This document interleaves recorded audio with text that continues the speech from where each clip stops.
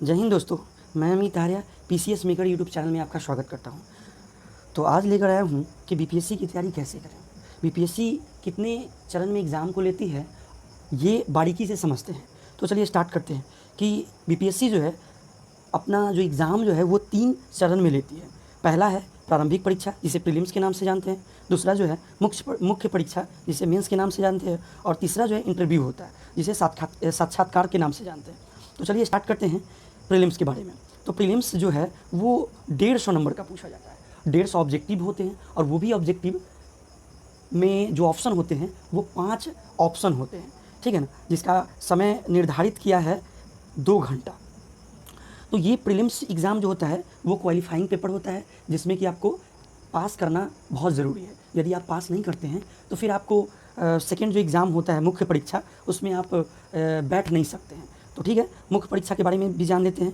तो मुख्य परीक्षा जो होता है उसमें फर्स्ट पेपर जो है यहाँ सामान्य हिंदी होता है। सेकंड की बात किया जाए जिसे जीएस फर्स्ट कहते हैं, थर्ड की बात किया जाए तो जीएस सेकंड कहते हैं, और फोर्थ पेपर जो होता है जिसको ऑप्शनल बोलते हैं, ठीक है। तो चलिए बारीकी से समझते हैं कि पहला सामान्य हिंदी के बारे में। तो सामान्य हिंदी जो है वो 100 नंबर का होता है, 100 नंबर का होता है, और ये जो है एक प्रकार का क्वालिफाइंग पेपर होता है जिसमें कि 100 मार्क्स का क्वेश्चन रहता है, जिसमें आपको 30 मार्क्स जो है लाना अनिवार्य होता है, ठीक है ना।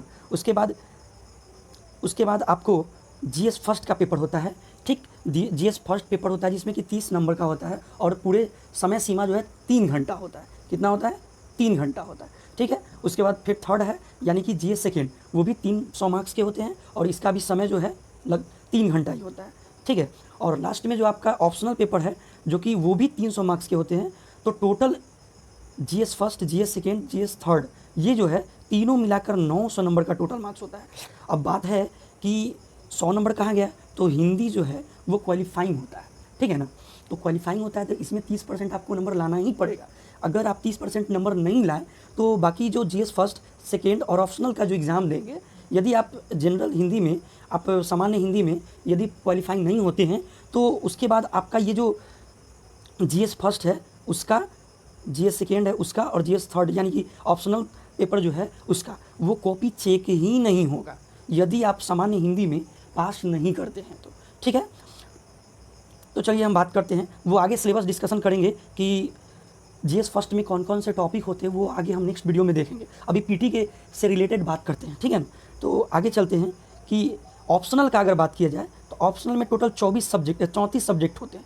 34 सब्जेक्ट में से ही कोई एक सब्जेक्ट आपको लेना पड़ेगा और उसी में से आपको ऑप्शनल सब्जेक्ट चुनना पड़ेगा, उसी का एग्ज़ाम लेगा जिसमें आप दक्षता प्राप्त किए हो, आप उसमें खतरनाक पढ़ाई किए होंगे, जो आपको लगता है कि हाँ मैं ये सब्जेक्ट लेकर बहुत अच्छा नंबर से पास कर सकता हूँ, तब ये ऑप्शनल पेपर ये 34 है। 34 में से आप एक सेलेक्ट करके आप ऑप्शनल का एग्ज़ाम दे सकते हैं। तो ठीक है, आगे चलते हैं।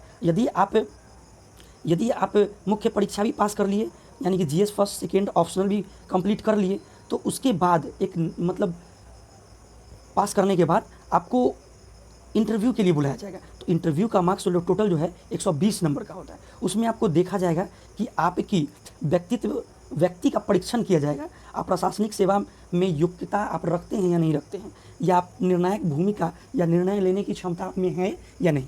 तो ये सारी बातें जो है आपको देखने को मिलेगा कहाँ, इंटरव्यू में। यदि आप इसमें भी पास हो जाते हैं तो मेरिट लिस्ट बनेगा और उसके बाद आपका जॉब 100% श्योर है। तो चलिए ये सब बात तो बाद में करेंगे नेक्स्ट वीडियो में, लेकिन अब चलेंगे, पहले हमको ये जानना है कि प्रारंभिक एग्ज़ाम जो है 100% कैसे क्लियर हो सके। तो चलिए स्टार्ट करते हैं। तो बात है ऐसा कि प्रारंभिक परीक्षा जो है वो पूरा टोटल जो है 150 नंबर का होता है, जिसमें कि इतिहास यानी कि हिस्ट्री, दूसरा है साइंस, तीसरा है जो करेंट अफेयर, और चौथा बिहार जी के, पांचवा जो है आपका पॉलिटी, फिर ज्योग्राफी और इकोनॉमिक्स, और एक जो है मैथ होता है। तो ये सारी सब्जेक्ट जो है एग्ज़ाम में होते हैं, ठीक है। तो चलिए हम डिस्कशन करते हैं कि कौन कौन से सब्जेक्ट में कितना नंबर का पूछा जाता है। तो सबसे ज़्यादा वेटेज जो होता है इतिहास का होता है, यानी कि हिस्ट्री का होता है। लगभग 25 से 30 नंबर का जो है, यानी कि मार्क्स का जो है एग्ज़ाम में पूछा जाता है, ठीक है। दूसरा जो है आपका साइंस है, जो कि 20 से 23 या 25 कभी कभी भी पूछ दिया जाता है। 65th बीपीएससी में 23 जो है नंबर का एग्ज़ाम में पूछा गया था। तो नेक्स्ट देखते हैं करेंट अफेयर। तो करेंट अफेयर का भी बेटे यहाँ पे बहुत ज़्यादा है, तो उसमें 25 से 35 नंबर का एग्जाम में करेंट अफेयर में से पूछा जाता है। तो नेक्स्ट है बिहार जीके। तो बिहार जीके से भी 15 से 20 नंबर का टोटल क्वेश्चन पूछा जाता है, ठीक है। नेक्स्ट चलते हैं पॉलिटी के बारे में। तो पॉलिटी से 10 से 15 क्वेश्चन उसके बीच में ही एग्जाम में पूछा जाता है, ठीक। नेक्स्ट चलते हैं ज्योग्राफी का बात करते हैं। ज्योग्राफी में भी 10 से 12 या 15 भी कभी कभी हो जाता है, उतने क्वेश्चन को पूछा जाता है। नेक्स्ट इकोनॉमिक्स है, 8 से 10 नंबर हार्डली वो क्वेश्चन आता है। और लास्ट में आपको देखते हैं 10 नंबर का मैथ से पूछा जाता है, ठीक है। तो हम आगे डिस्कशन करेंगे। देखते हैं कि नोट में एक बात है कि यदि आपको पीटी में 100% रिजल्ट लाना है तो history, science, current affair, history, science, current affair और बिहार जीके से आपका 110 नंबर पक्का स्कोर आप कर जाएंगे। इसी पर फोकस आप अगर करते हैं तो कैसे, आपको बिलीव नहीं हो रहा है तो थोड़ा ध्यान दीजिए, यहाँ डाटा समझिएगा। तो यहाँ है क्या कि इतिहास में अगर लेते हैं 25 नंबर, ठीक है ना, अभी मिनिमम लेकर चल रहा है। फिर उसके बाद साइंस का बात है तो 20 नंबर, यानी कि कितना हुआ 25 और 20 45 नंबर। करेंट का बात किया जाए मिनिमम तो 25 नंबर, तो 25 25 50 अभी 70 नंबर। बिहार जीके का बात किया जाए तो 15 से 20 नंबर, यानी कि टोटल 85 से 90 क्वेश्चन सिर्फ यही चारों सब्जेक्ट यदि आप अगर क्लियर कर लेते हैं, अगर बढ़िया से कमांड कर लेते हैं तो प्रीलिम्स क्वालिफाई करने होने से आपको कोई रोक नहीं सकता। यदि मिनिमम का बात किया जाए, अगर मैक्सिमम का बात करेंगे हम तो आपका 30 नंबर और 35 नंबर, 65 नंबर और 20 नंबर इसमें से मान लीजिए, तो 65 और 20 हो गया आपका 85 और 20 नंबर इसमें मान लेते हैं तो 105 नंबर। तो 105 नंबर यानी कि लगभग 100 प्लस ही आपका स्कोर यहाँ पे हो जाएगा। तो इसी सब्जेक्ट पर ज़्यादा यदि आप फोकस करते हैं तो आपका प्रीलिम्स 100% निकलेगा, वो भी फर्स्ट अटैम्प्ट में, ये मेरा एक्सपीरियंस बताता है। नेक्स्ट आपको अगर इसमें भी संतुष्टि नहीं है, जिसे लगता है कि मैं साइंस बैकग्राउंड से नहीं हूँ, तो ठीक है, साइंस बैकग्राउंड से नहीं है तो आप इसको स्किप कर सकते हैं, साइंस को आप इस पर फोकस कर दे सकते हैं, पॉलिटी पर। तो पॉलिटी कर लीजिएगा तब भी आपका प्रीलिम्स निकल जाएगा, ठीक है ना। और ये ज्योग्राफी और इकोनॉमिक्स का है तो वो भी थोड़ा थोड़ा अगर पढ़ते तो ठीक है, अन्यथा इसको स्किप कर सकते हैं। लेकिन हाँ, याद रखिए ये पीटी के दृष्टिकोण से मैं बता रहा हूँ, मेंस के दृष्टिकोण से नहीं बता रहा हूँ, ठीक है ना। यदि आपका कभी भी आप 2 साल से 3 साल से तैयारी कर रहे हैं और प्रीलिम्स नहीं निकल रहा है तो मैं वो भी स्ट्रेटेजी बताऊंगा कि प्रीलिम्स से फर्स्ट अटैम्प्ट में 2 से 3 महीना में अगर मेहनत कीजिएगा तो पीटी 100% निकल जाएगा आपका, ठीक है। तो चलिए आगे चलते हैं।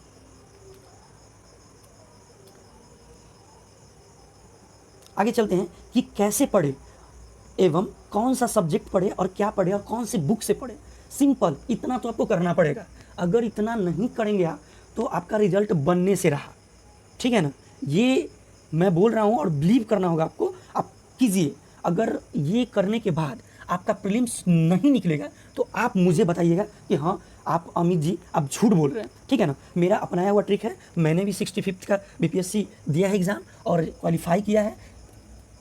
तो नेक्स्ट चलते हैं, चलिए स्टार्ट करते हैं। सबसे पहला है कि आप हिस्ट्री की बात करते हैं, तो हिस्ट्री का बात करते हैं तो इसमें मॉडर्न का वेटेज ज़्यादा होता है, तो मॉडर्न पे ज़्यादा फोकस करें। और क्या सब लोग कहते हैं, बहुत सारे यूट्यूब चैनल पे कहते हैं कि एनसीईआरटी जो है 6 से 12 पढ़ने के लिए, हाँ पढ़ना होगा, लेकिन प्रीलिम्स के लिए फ़िलहाल माइंड डेवलप करने के लिए छोटा सा फ़िलहाल आपको 6th, 7th और 8th का एनसीईआरटी का बुक पढ़ना ही पड़ेगा, ठीक है ना। और इसके बाद आप छोटा सा हिंट्स बुक जो है क्राउन का रख सकते हैं।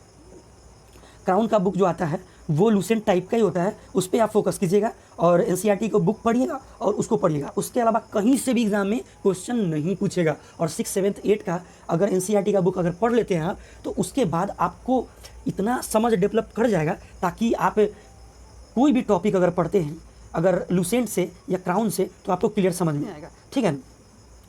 तो मॉडर्न हो गया। उसके बाद चलते हैं एंशिएंट और मेडिवल के बारे में। तो वो क्राउन का बुक और घटना चक्र जो आता है पूर्वालोकन का, वो सीरीज जो प्रीवियस ईयर का क्वेश्चन जो है अभी तक जितना भी पूछा गया यूपीपीसीएस, जेपीसीएस और यूपीपीसीएस या बीपीएससी जितने भी एग्जाम या आईएएस का भी हुआ है उस सब का क्वेश्चन जो है घटना चक्र में मिलेगा आपको, ठीक है ना। तो इतना कीजिए, आपका हिस्ट्री 100% अगर 30 से 35 क्वेश्चन आता है तो 30 प्लस आप जरूर कर पाइएगा, ये गारंटी देता हूँ मैं। आगे चलते हैं। करंट अफेयर के लिए बहुत बड़ा इशू रहता है कि करंट अफेयर कहाँ से पढ़ें।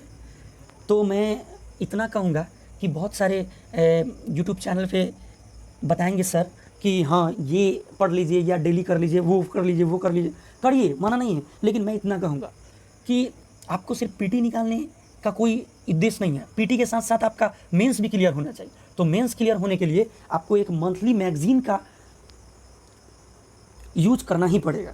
तो जैसे दृष्टि का जो है मैगजीन, मंथली मैगजीन, ठीक है ना, वो आपको लेना ही पड़ेगा। दृष्टि ही क्यों मैं बोल रहा हूँ, क्योंकि दृष्टि जो है ना, उसमें जो मुख्य बिंदु दिए होते हैं वो डायरेक्टली एग्जाम में बहुत सारे क्वेश्चन पूछे भी जाते हैं, और पीटी के दृष्टि से तो अच्छा ही है। अगर नहीं हो पाता है तो उसका भी सॉल्यूशन, ईयरली आप ले रहे हैं तो ईयरली परीक्षा मंथन का छमाही आता है, ठीक है ना। वो वार्षिकांक जो होता है वो महीना में, ईयरली में, यानी कि एक वर्ष में 2 देता है। तो अभी 15 जनवरी से लेकर लगभग जून तक का करंट अफेयर आया है, तो उसे लेकर आप पढ़ सकते हैं, ठीक है, करंट अफेयर। और बाद बाकी अगर आप न्यूज़ चैनल अगर कोई फॉलो करते हैं तो कीजिए, नहीं तो एक पेपर अगर आपके घर में आता है तो राष्ट्रीय संस्करण का होता है दैनिक जागरण, वो आप फॉलो कर सकते हैं। अन्यथा दृष्टि में ही सब अवेलेबल होता है, कोई ज़रूरत नहीं है कि पढ़िए, लेकिन फिर भी डेली कोई एक यूट्यूब चैनल सेलेक्ट कर लीजिए, चाहे जो भी यूट्यूब चैनल आपको अच्छा लगता हो, जैसे आई नेक्स्ट हो गया, जो भी चैनल हो आप डेली का यूज़ कीजिए, ताकि आपको डेली का कंटेंट से, डेली का करंट जो है आप जुड़े रहें, ठीक है ना। तो नेक्स्ट चलते हैं। नेक्स्ट है आपका बिहार स्पेशल। तो बिहार स्पेशल जो है इससे लगभग 20 से 25 क्वेश्चन आता है, ठीक है ना। आपको अगर 20 प्लस नंबर लाना है तो बजट कर लीजिए, सर्वे कर लीजिए, यानी कि जनगणना कर लीजिए, फिर उसका जीके जो होता है, इतिहास भूगोल और इकोनॉमिक्स, इतिहास भूगोल और अर्थशास्त्र जो होता है या उसका राजनीतिक होता है, ये आप एक बार देख लीजिए, ठीक ना। करंट का बात किया जाए तो करंट जो है थोड़ा सा मंथली करंट अफेयर जो है, बहुत सारे यूट्यूब चैनल है जो कि बना रहे हैं मंथली यूट्यूब चैनल, तो मंथली करंट अफेयर वहाँ से आप कर सकते हैं। फिर फॉरेस्ट यानी कि डाटा थोड़ा सा याद करना पड़ेगा, तो ये इससे लगभग आपका 20 नंबर प्लस आ ही जाएगा, ठीक है ना। तो चलिए आगे नेक्स्ट चलते हैं साइंस के लिए। साइंस में बायोलॉजी, मैं तो इतना बोलूँगा कि साइंस में ज़्यादा एफर्ट देने की ज़रूरत नहीं है। साइंस आप क्या कीजिए कि रेलवे का जो एसपीडी आता है, एसपीडी के जो सामान्य विज्ञान जो होता है, उसको आप डेली जो है, डेली 5 से 10 सेट जो होता है, वो रेलवे का सामान्य विज्ञान आता है, उसको याद कीजिए, रट जाइए उसको, ठीक है ना। और उस समझ डेवलप करने के लिए आप बायोलॉजी, केमिस्ट्री और फिजिक्स का घटना चक्र जो पूर्वालोकन होता है उसको फॉलो करिए, ठीक है ना। और जो टॉपिक अगर ना क्लियर हो तो उसको आप यूट्यूब पे या गूगल पे सर्च करके आप संपर्क कर सकते हैं या जान सकते हैं, पूरा डिटेल भी पढ़ सकते हैं जो टॉपिक आपका क्लियर ना हो। तो ऐसे ही घटना चक्र से ज़्यादा क्वेश्चन बाहर आता भी नहीं है और ना ही कभी आएगा साइंस से, ठीक है ना। नेक्स्ट देखते हैं पॉलिटी के लिए। तो पॉलिटी के लिए आपको क्राउन का बुक सफिशिएंट है, ठीक है ना, और घटना चक्र का पूर्वालोकन तो मस्ट है। क्या ना कि ये छोड़ दीजिए कोई बात नहीं, लेकिन ये अगर कर लीजिए तो इसमें 10 से 15 है ना, तो 10 क्वेश्चन इसमें से ही 100% आएगा ही आएगा, ठीक है ना। ज़रूरत नहीं है लक्ष्मीकांत पढ़ने की, हाँ ज़रूरत पड़ेगा मेंस के लिए, तो आप पीटी क्वालिफाई करेंगे तो आपके पास 3-4 महीना टाइम मिलेगा, तो आप 3-4 सब्जेक्ट लेकर आप मेंस कंप्लीट कर सकते हैं, कोई ज़रूरी नहीं है। और नहीं हो सके तो 2-3 घंटा डेली आप अपने रूटीन में डालिए कि मुझे मेंस के लिए भी 2 से 3 घंटा डेली देना है, तो उसके लिए आप लक्ष्मीकांत का बुक पढ़िएगा, कोई दिक्कत नहीं है, वो चलेगा, वो बहुत उतना सफिशिएंट है पॉलिटी के लिए, ठीक है ना। तो आगे चलते हैं। ऐसे पॉलिटी के लिए अगर बात किया जाए सच में तो क्राउन का बुक और घटना चक्र सफिशिएंट है। नेक्स्ट आता है आपका ज्योग्राफी। तो ज्योग्राफी में आपको 6, 7, 8 बेसिक है जो इन्वायरमेंट के लिए भी है, और वर्ल्ड ज्योग्राफी भी आता है, लेकिन 9th और 10th के लिए इंडियन ज्योग्राफी आपको करना पड़ेगा, ठीक है, एनसीईआरटी करना ही पड़ेगा, इसका कोई सॉल्यूशन नहीं है। और एक एटलस लेना पड़ेगा, इस एटलस के माध्यम से आप मैपिंग जो है वो समझने में कोई दिक्कत नहीं होगा, ठीक है ना। तो आपको ये पढ़ने के साथ साथ एगो एक्स्ट्रा बुक जो है वो क्राउन का ले सकते हैं, वो भी बहुत अच्छा है, उसी से ही फॉलो कीजिए। लेकिन हाँ, एनसीईआरटी जो है 6th,